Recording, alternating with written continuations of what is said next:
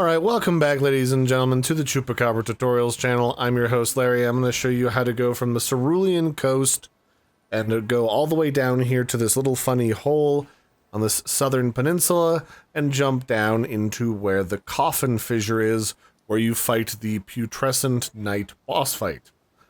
And basically you just kind of go down here and follow the road. You can grab the grace to the side if you would like, and you just avoid a giant that is throwing some giant jars of goop at you, and then you get to enjoy going into this giant jumping puzzle that takes you down into that hole and underneath of the ocean into this massive fissure that's full of like massive stone coffins, which I mean I guess that makes sense because it's called the Coffin Fissure.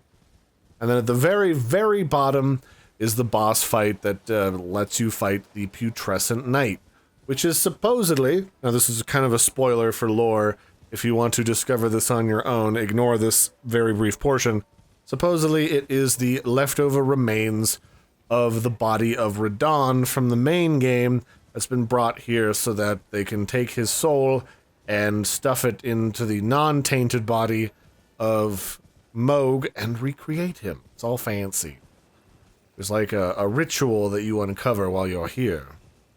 So if you go up this road, just going straight south, that rocky outcropping there you see has a giant on it, one of those troll giants that throws giant jars of goop at you, just to avoid them as best you can. And then on this coffin to your left, you'll find a grave cloven wort. On the altar, you can grab that as you go through. This is actually a great place to go if you want to level up some of your spirit ashes, because you want to experiment with using different ones in combat. My favorite is the little Great Shield zombies so far. And you'll notice that there's all these little rot goop pile NPCs that will be around this hole that you want to jump down. And like a lot of things in this game, if you're playing in online mode, you'll notice where to go because of all of the signs written on the precipice. Just look down and find the different jump pads that are slightly less far down than the others so that you don't fall and die, and then just gently jump from one to the other. The only mob that's really going to bother you through this first leg is honestly going to be these little goopy rot boys. There are worse things like reanimated skeletons and death ray rock monsters coming up on this adventure, but besides that, there's just some stuff you might want to grab, so be careful when you're grabbing it that you don't fall to your death. These guys, as far as abilities go, if you're really close to them, they will spawn a giant spear and stab you. Not, my favorite. I personally like it when my organs stay inside my body and not jettisoned via a spear thrust to my spleen, but maybe I'm just a little bit on the high maintenance side. So the very bottom of this, when you're done with all of these jumps, like literally at the base, you can see it there, is the first grace that we'll want. I will say they're very generous with the graces in this area, so if you find yourself getting beat up a lot, don't worry about it too much. It's sort of an easy come, easy go situation. You will probably die to a couple of the mechanics in here just because they're designed to be extremely dickish while you're navigating these weird jumps. I'm mostly referring to like those little slithering rock, those little round clusters of rocks that look like little worms that are around the Everjails, the Evergowls in the main game are in here, and they shoot death rays. So from here, there will be no more horsing around. We have to do this one on foot. And literally, we go from one grace immediately to another one right here inside the Stone Coffin Fissure. So if this is what you wanted to find the Stone Coffin Fissure, congratulations, I hope you found this helpful. You can stop right here if you want. That said, there is quite a bit to traverse here, so if you feel more comfortable taking a peek at what's to come before you do it yourself, I fully understand. I will be going through here, and you even get to see the Putrescent Knight spawn on top of me and come at me on his horsey before I cut out of this video. So, for the next leg of our adventure through the Coffin Fissure itself, You can go up to a stone craggy area if you take that pathway up to the right. I don't remember if there's any drops up there, but it's worth taking a look. I'm probably going to go back through once I'm done fighting the boss and kind of double check for any goodies like shadow tree fragments before I go to the final area in the game.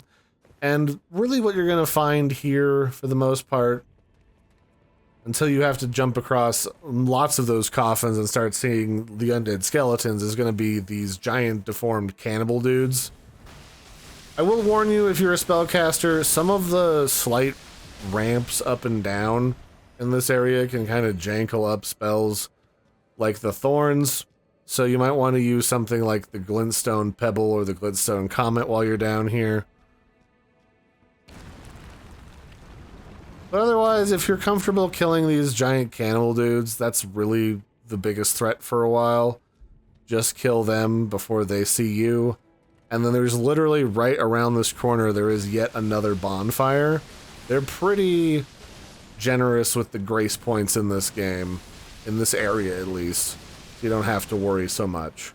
Especially because, again, some of this area can be kind of dickish because it involves jumps and having to navigate through long-range enemies in a very open area while not getting knocked off to your death.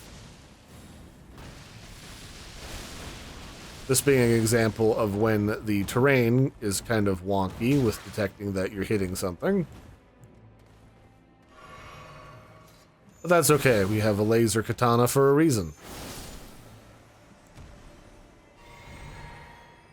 You'll also see that there's another sign of Mikola down here. There's actually a couple, including a chatty piece of Mikola. So there's actually an NPC down here called Saint Trina that you'll talk to once you defeat the boss. If you want to do Saint Trina's questline, you're going to want to talk to her and drink her flower nectar. She's a giant purple sleep flower 4 times. When you die to her for the 4th time, then she will talk to you, and then I recommend looking up a guide for the rest of it, because you have to go find an NPC that's near the Dragon's Pit, and from there come back to here and talk to her again. It's a little bit messy, and it's kind of janky. I mean, it's easy to break a lot of these quests, so just be careful.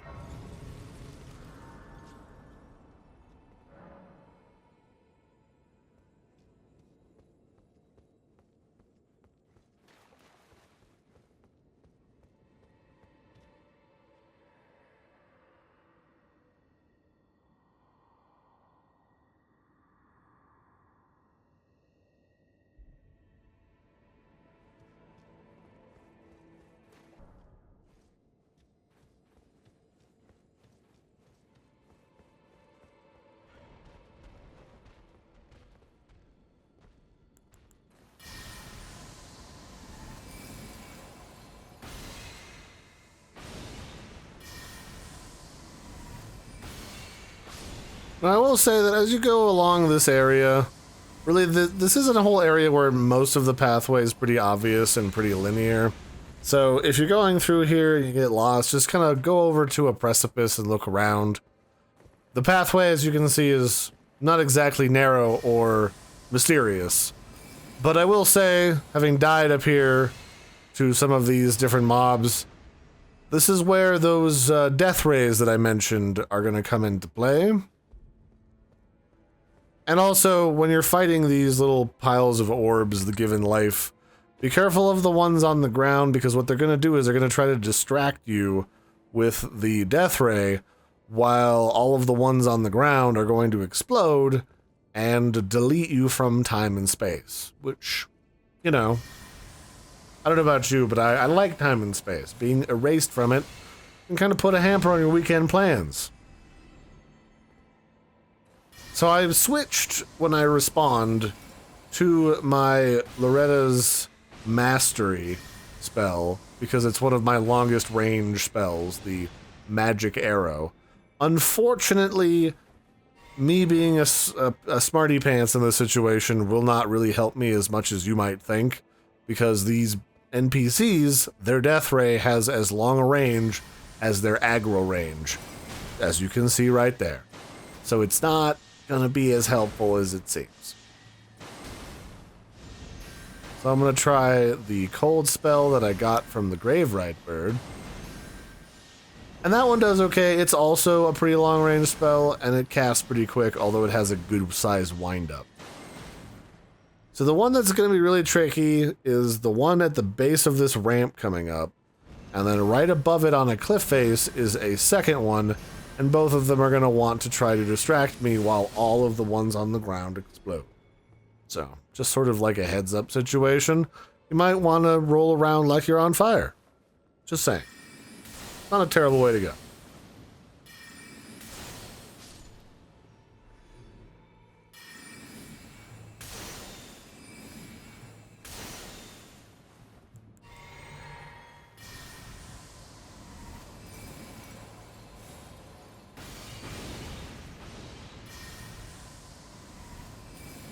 So at least the good news is not all of those NPCs have the same abilities. But at the same time, there's just enough of them to make your life miserable in the interim. And like I was saying, if you can aggro them and they can see you, they can shoot you. That was a very long way away. Probably longer away than I've been sniped at by any other NPC in this entire game. And now the one on the top of the hill wants to erase my soul. Which would be very awkward. I'm still using it. And you can hear those plinks, those verps, as I run along. Those are the other NPCs exploding all around me. So, a really easy way to get your bearings, just run around the corner here. All these NPCs are going to want to try to explode. Because they're guarding a little dropped item over here. These ones aren't terribly dangerous. They don't, like, get up and chase you or anything. So just let them all explode. Get your bearings, heal up if you need to. And then you can kill the mob at the top of the hill. At this point, I would say we're probably about halfway to the Putrescent Knight.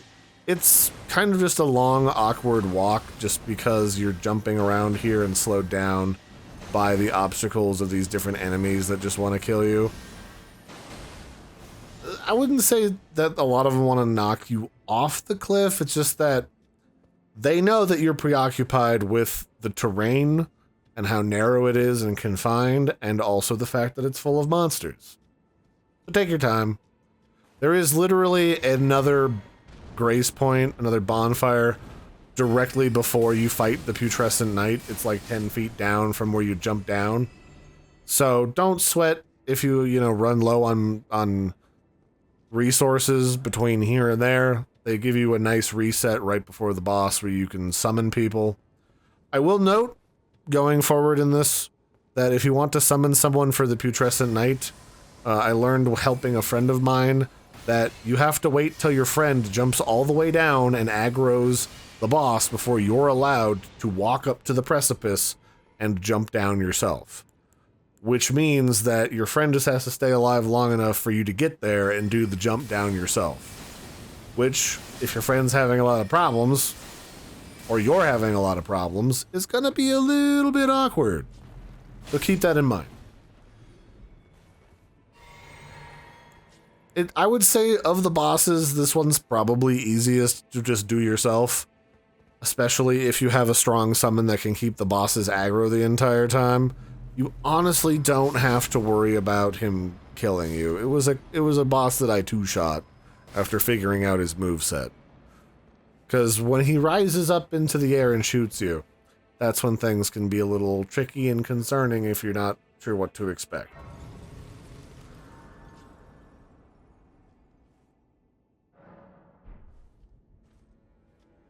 So this is a nice little grace point. There's going to be a little bit of jumping from point to point here before you get much further. I did figure out, because of these signs, that there is a guy on this precipice back over here that's just kind of chilling out, dangling, that you can walk over and grab a Grave Clovenwort number 7. And then from here, we're going to jump down across this little walkway here, And eventually we're going to work our way down to there and around. This is the part where you're going to go from the kind of cannibals to the skeletons. The skeletons are kind of annoying. I wouldn't call them super dangerous. They're just annoying. You can really just ignore them and run past them. I didn't know that at first. But you don't have to finish them off to any respect. You can just run past, because there's jumps, and skeletons are like, whatever, man. What do I look like? I have muscles? No. This is a run and gun situation, 100%.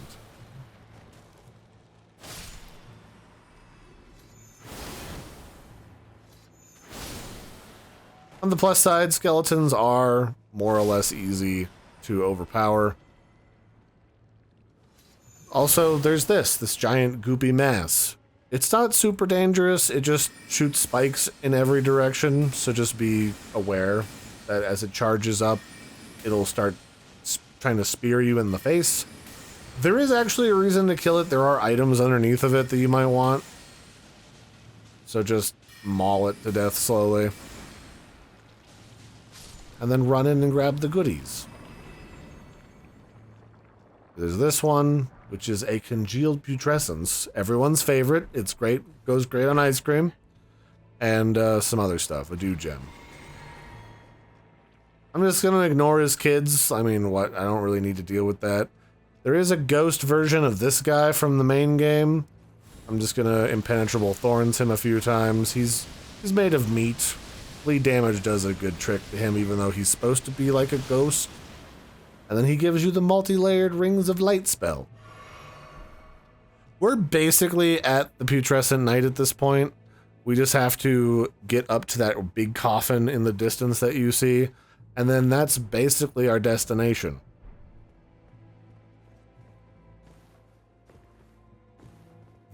You jump off the edge of that bad boy. And yeah. I think this is the one. This might... I remember the one that we want has a grace out in front of it. So we might still be one over. Yeah, we're still one over. It's that big coffin, but we're still, like, walking there. All the coffins are connected to other coffins. It's a coffin dodger situation. So yeah, grab this grace. There's a bunch of animals that are all just like praying to the corpse jump. No idea why. That might have some relevance in the story. And from here, you can literally just hop off the edge of this coffin into the big ass cavern and jump down, and then that's the Putrescent Knight.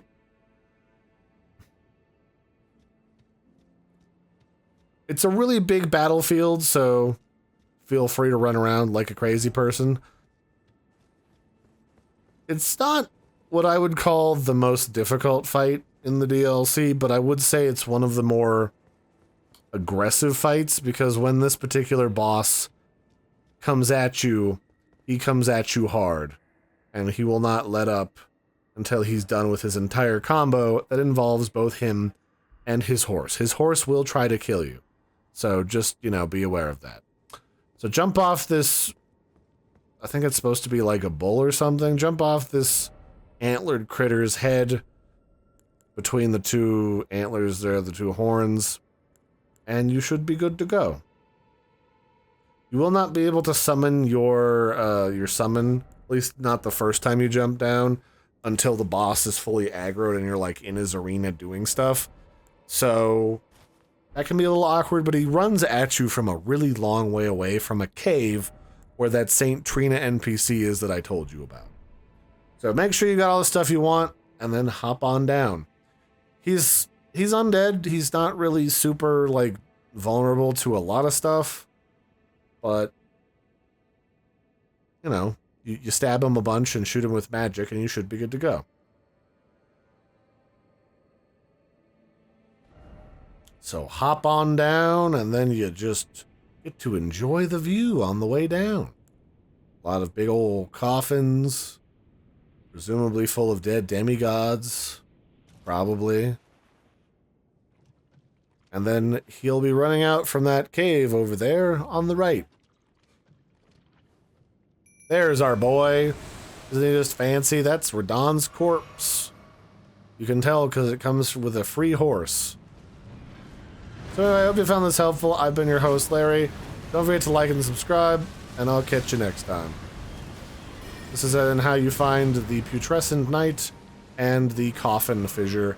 It's a long trip, but it's worth it because, well, there's quests in here for NPCs that are kind of interesting to listen to. They kind of give you hints about what's going on in the universe and all that. So bye, everybody.